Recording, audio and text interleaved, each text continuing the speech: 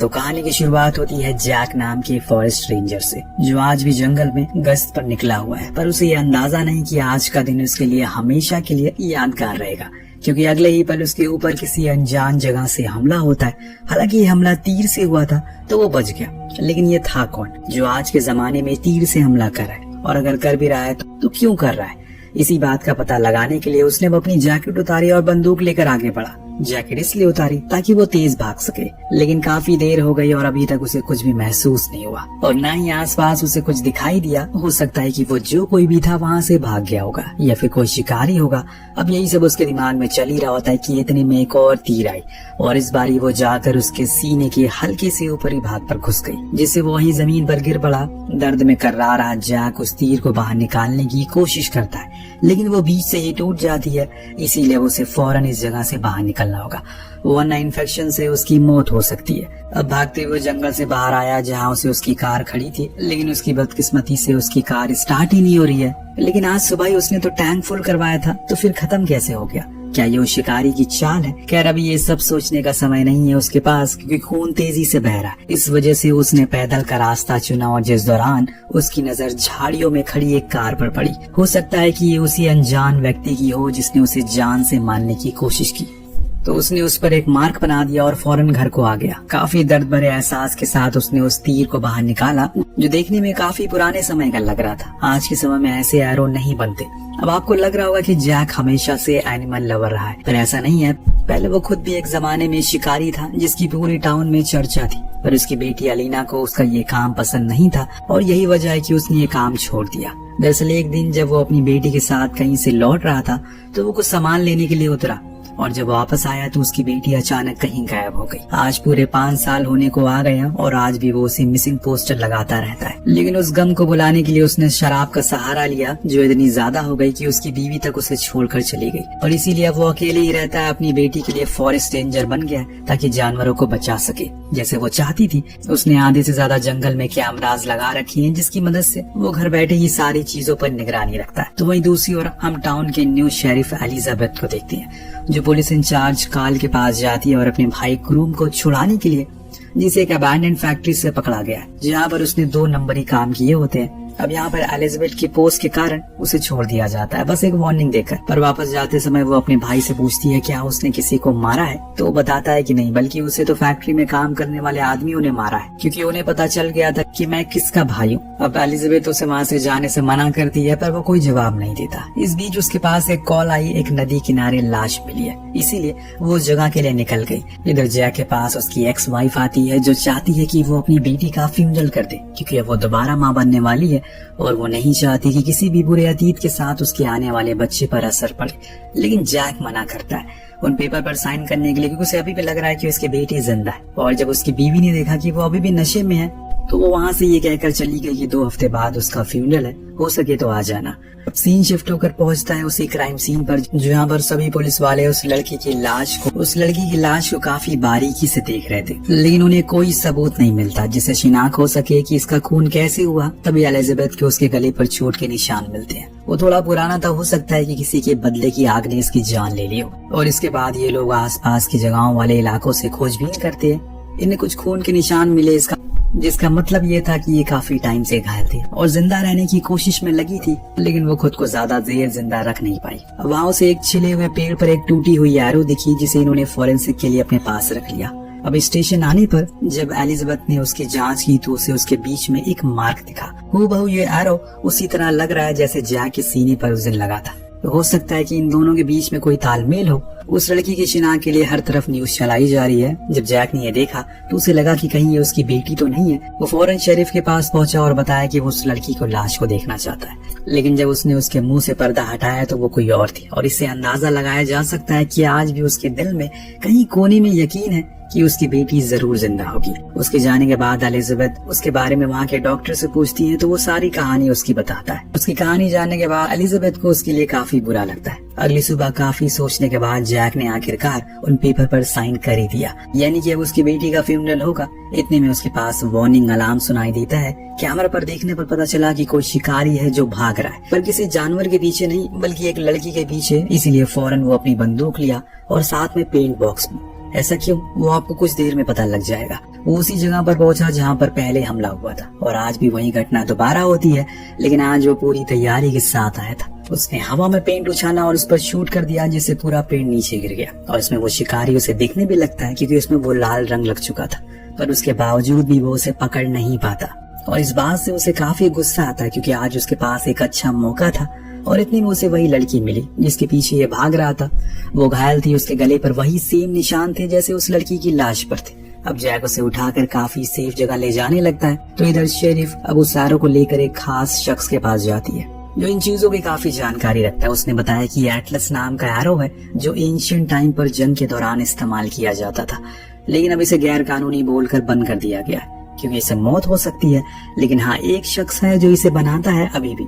सब उसे सैम कहकर पुकारते हैं। अब ये नाम सुनकर एलिजाबेथ को अपने भाई याद आता है। वो कैसे, मैं आपको बताता हूँ। जिस फैक्ट्री में उसे पकड़ा गया था पुलिस ने, वो असल में सैम ही कंट्रोल करता है और सारे गलत काम वहाँ जवान लड़कों से वही करवाता है। इसीलिए एलिजाबेथ उसी फैक्ट्री की तरफ निकल पड़ती है, लेकिन वहाँ पर उसे वो कहीं नहीं दिखा। लेकिन पैटी नाम की लड़की ने उसे चुपके से बता दिया कि वो कहाँ मिलेगा, लेकिन उस एड्रेस पर जाने पर भी वो उसे नहीं मिलता। लेकिन हम एलिजाबेथ को कुछ सामान मिल गया जिनकी मदद से एटलस एरो को बनाया गया था। तभी घर में कोई आ गया। ये असल में उसी का साथी था जो उसे बताता है कि एक और लड़की की मिसिंग रिपोर्ट दर्ज की गई है, जो असल में कोई और नहीं बल्कि वही है जो अभी जैक के साथ।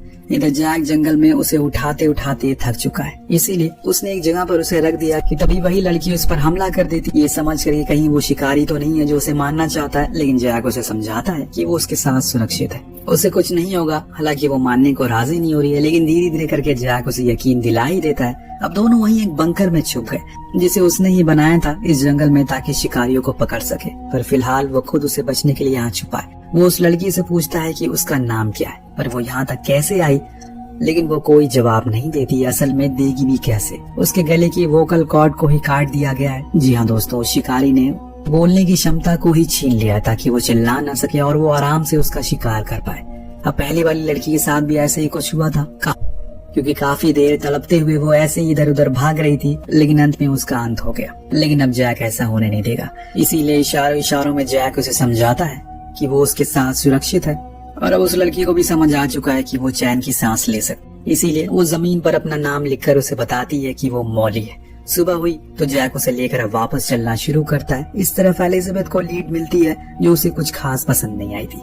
दरअसल मॉली को आखिरी बारी ग्रुप के साथ देखा गया था, लेकिन उसे शक जैक पर हो रहा है क्योंकि उसने आखिरी बारी कुछ शिकारियों के हथियार छीनकर खुद के पास रख लिए थे। वो उसे कहीं न कहीं साइको भी लगता है। क्या पता अपनी बेटी की मौत के बाद वो ऐसा बन गया हो। इधर जैक अब थका हारा घर पहुंचता है तो उसे वहाँ किसी के होने का अंदेशा लगा। वो चौंकाना हो गया, लेकिन इतने में उस पर हमला हो जाता है। जी हाँ, उसका शक सही था।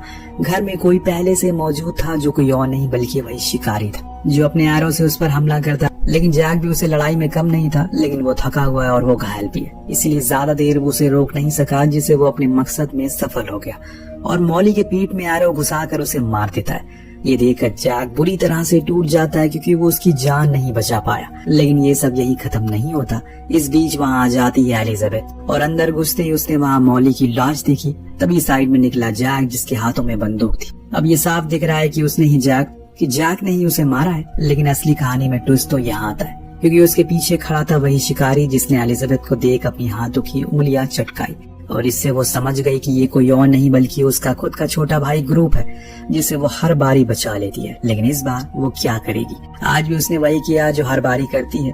उसने जैक को शूट किया जिससे ग्रुप को मौका मिल गया भागने का। वो भी गया जंगलों में जहाँ उसी का लगाया हुआ जाल में एलिजाबेथ गिर गई और चोटिल हो गई। अब तक जैक भी समझ चुका है कि एलिजाबेथ ने अपने भाई को बचाने के लिए ये सब किया, इसीलिए उसने उसी के रेडियो से एम्बुलेंस बुलाई ताकि वो मॉली को ले जा सके क्योंकि अभी भी उसमें जान बाकी है। और खुद वो कार लेकर पहुंचा सीधा अपनी एक्स वाइफ के घर जिसका पति पुलिस में था। जब उन्होंने उसकी हालत को देखा तो हैरान रह गए। वो जैक को हॉस्पिटल नहीं ले जा सकते, इसीलिए कार्ल ने उसी फैक्ट्री के बाहर खड़ी एक ट्रेलर में डॉक्टर को बुलाया, उसका इलाज करवाना शुरू किया। इस दौरान जैक ने उसे सब कुछ बताया, अभी ये सब कुछ जो भी चल रहा है वो कौन कर रहा है। अब जैसे ही वो ट्रेलर से बाहर आया उसने देखा कि वहाँ पर ग्रुप अपने दोस्तों के साथ खड़ा होकर नशे कर रहा है। अब उसके पास इससे अच्छा मौका तो नहीं होगा उसे पकड़ने के लिए और इसीलिए उसने दौड़ लगाई, लेकिन ग्रुप बचकर ट्रेलर में आ गया और डॉक्टर के गले पर चाकू लगाकर वो धमकाने लगता है। लेकिन जैक के अंदर अभी भी जान बची हुई है। उसने उसे एक उसने एक हाथ उसका पकड़ लिया और डॉक्टर को आजाद कर दिया और कार्ल ने फाइनली उसे अरेस्ट कर लिया। उधर घायल एलिजाबेथ को जब इस बारे में पता चला तो वो फौरन अपने भाई से मिलने के लिए आई ताकि इस बार भी कोई पैतरा लगाकर उसे छुड़ा ले। लेकिन इस बार कार्ल उस पर कोई मेहरबानी नहीं करता। उसने ये तक कह दिया कि उसके भाई ने कुछ कन्फेस किया तो शायद अब उसकी नौकरी भी चली जाए। ये सुनने के बाद एलिजाबेथ परेशान हो जाती है। देन ग्रुप इन लोगों को लेकर एक लोकेशन पर जाता है जहाँ उसने सैम को कैद करके रखा था। जी हाँ, उसी फैक्ट्री का मालिक जिसने ग्रुप पर बहुत अत्याचार किए। इसी का बदला लेने के लिए उसने उसे कैद किया। यानी कि जो शिकारी है ये सब कर रहा है वो कोई और ही है जिसने एलिजाबेथ को ही बेवकूफ बना दिया। अब ये बात जानने के बाद ये लोग सीधा सैम के पास गए और पूछा कि ये एरो क्या है, क्या उसने बनाई है। पर वो इनकार करता है क्योंकि वो अपनी किसी भी एरो पर कोई निशान नहीं छोड़ता। ये किसी और का काम है। ये जानने के बाद ये लोग चिंतित हो जाते हैं क्योंकि अभी भी इन्हें शिकारी नहीं मिला है। जैक ने अब अपना बयान बदल दिया है जिसलिए एलिजाबेथ की जॉब बच जाती है। उसे पता चल गया है कि ग्रुप ने ये सब नहीं किया तो अब मॉली भी बच चुकी है। इतना सब कुछ होने के बाद उसने अब अपनी एक नई जिंदगी की शुरुआत करने का फैसला किया क्योंकि अब उसे एहसास हो गया कि जिंदगी एक बार ही मिलती है। उसे खुशी खुशी जीना चाहिए और ऐसे शराब पीकर व्यर्थ नहीं करनी चाहिए। लेकिन अभी भी एक सबसे बड़ा सवाल है कि शिकारी आखिर है कौन, क्या कोई उसे पकड़ पाएगा या फिर नहीं। जैक अब कुछ सामानों को लेने के लिए ग्रोसरी जाता है, तभी उसकी नजर उसी ट्रक पर पड़ी जिसके ऊपर उसने शुरुआत में मार्क बनाया था। उसे एक उम्मीद नजर आई इसीलिए वो पास गया, लेकिन उसमें कोई भी मार्क नहीं था। जो देख उसके हाथ सिर्फ और सिर्फ निराशा ही लगी, इसीलिए वो वापस अपनी कार में आ गया। लेकिन तभी एक और वैसे ही ट्रक उसके पास से गुजरी जिसमें वो निशान था। इस बारी वो कंफर्म था और बस खड़ा रहा कि किसी भी समय उसके ड्राइवर पर हमला कर दे। लेकिन उसमें से तो एक बूढ़ा शख्स बाहर आता है। जो देख उसने उससे पूछा क्या उनका कोई बेटा है, पर वो इनकार करते हैं ये कहकर कि वो अकेले ही रहते हैं और इस ट्रक के मालिक वही हैं। तो जैक ने उनसे झूठ कहा कि असल में इस ट्रक के ड्राइवर ने एक बारी उसकी मदद की। वो उसे शुक्रिया कहना चाहता है। तब वो बूढ़ा आदमी उसे बताता है कि कभी कभी मेरा पड़ोसी इस ट्रक को लेकर जाता रहता है। ये सुनते ही वो उसके पड़ोसी के घर गया और घर पर कोई नहीं था। उसने लॉक तोड़ा और अंदर घुसा। घर में रखी चीजों से पता चल गया कि ये जरूरी किसी शिकारी का घर होगा। लेकिन इससे भी भयानक था जब वो नीचे बेसमेंट में गया जहाँ पर न जाने कितनी लड़कियों की मिसिंग पोस्टर चिपके हुए थे और एक कोने में उसकी बेटी का भी पोस्टर था। थोड़ा और आगे गया तो वहाँ एक ऑपरेशन रूम, उस दौरान वो एक लड़की लेटी थी जिसके वोकल कॉर्ड निकले हुए थे। और ये देख अब जैक को यकीन हो जाता और ये सब जो भी कर रहा है वो इसी घर का मालिक है। पर इससे आगे वो कुछ और सोच पाता तभी उस पर हमला होता है। वो हमला करने वाला शख्स असल में दोस्तों वही डॉक्टर था जिसे कार्ल ने बुलाया था जैक का इलाज करने के लिए उस ट्रेलर में। जी हाँ, यही इस कहानी का विलेन है। अब सीन शिफ्ट होकर पहुंचता है एलिजाबेथ पर जो मॉली से मिलने के लिए आई थी, जिसका इलाज डॉक्टर बूम ही कर रहा है। पर वहाँ उस समय नहीं था वो। पर एलिजाबेथ को वहाँ डॉक्टर और उसकी बेटी की फोटो दिखी। लेकिन अब एलिजाबेथ को वहाँ पर डॉक्टर और उसकी बेटी की फोटो दिखती है जिसके बारे में नर्स ने बताया कि सालों पहले उनकी बेटी एक ड्रंक ड्राइवर केस में कुचल कर मारी गई और उनकी बेटी का नाम मेलिसा था। बूम यानी कि MB, वही सेम लोगो जो हम शुरुआत में सभी एरोस पर देखते हुए आ रहे हैं। और ये सब देखकर उसके दिमाग का ढक्कन खुलता है और वो फौरन डॉक्टर के घर पहुंचती है जहाँ वो तो नहीं था पर हाँ वहाँ मौजूद रखी चीजों से उसे समझ आ चुका है कि ये सब क्या चल रहा है। अब वो वहाँ से जैक के घर गई उसे बताने के लिए कि उसकी बेटी का कातिल मिल चुका है। पर वो तो वहाँ था ही नहीं बल्कि उसका तो शिकार हो रहा है। जो चीज एलिजाबेथ उसके घर में लगे मॉनिटर में देख लेती है, क्या सच में जैक का शिकार हो सकता है? उससे अच्छा तो इस जंगल को कोई भी जानता नहीं है और उसने हर जगह पर ट्रैप को खोल दिया जिसमें एक में डॉक्टर फंस जाता और इससे पहले कि वो कुछ कर पाता जैक ने उसे मार मार कर उसका हुलिया ही बिगाड़ दिया। पर जान से मारने से पहले वो उसे पूछता है कि आखिर उसने उसकी बेटी को क्यों मारा। डॉक्टर एक बहुत ही अजीब सा जवाब देता है जो किसी भी समझ के परे है। उसका कहना था कि उसके पिता यानी कि वो शराबी था और उसे शराब पीने वालों से सख्त नफरत है क्योंकि एक शराबी ने उसकी बेटी की जान ली, इसीलिए वो सभी शराबियों से बदला लेता है। उसकी ये बात सुनकर अब जैक उसे पूरी तरह से मार देता है। पर तभी वहाँ एलिजाबेथ आ जाती है जिसने कहा कि इसे पुलिस के हवाले कर दो। पर जैक को पता है कि पुलिस कुछ नहीं करेगी, उसे सजा देना होगा। इसीलिए उसने खाई में उसे नीचे फेंक कर पूरा किस्सा खत्म कर दिया। अब एलिजाबेथ भी कुछ नहीं कर पाई क्योंकि शायद उसे भी पता है कि ऐसे लोगों के साथ ऐसा ही होना चाहिए। अब जैक ने टाउन के हर जगह से अपनी बेटी का पोस्टर हटा दिया क्योंकि अब उन्होंने उसका फ्यूनरल कर दिया है। उधर एलिजाबेथ ने उस फैक्ट्री को तोड़कर गिरवा दिया है ताकि उसके भाई की तरह और जैसे जवान लोग की जिंदगी बर्बाद ना हो। इसी के साथ ये कहानी यहीं पर समाप्त होती है। आपको कहानी कैसी लगी हमें कमेंट करके जरूर बताइएगा। मिलते हैं अगली वीडियो में। Thank you so much watching. Piece.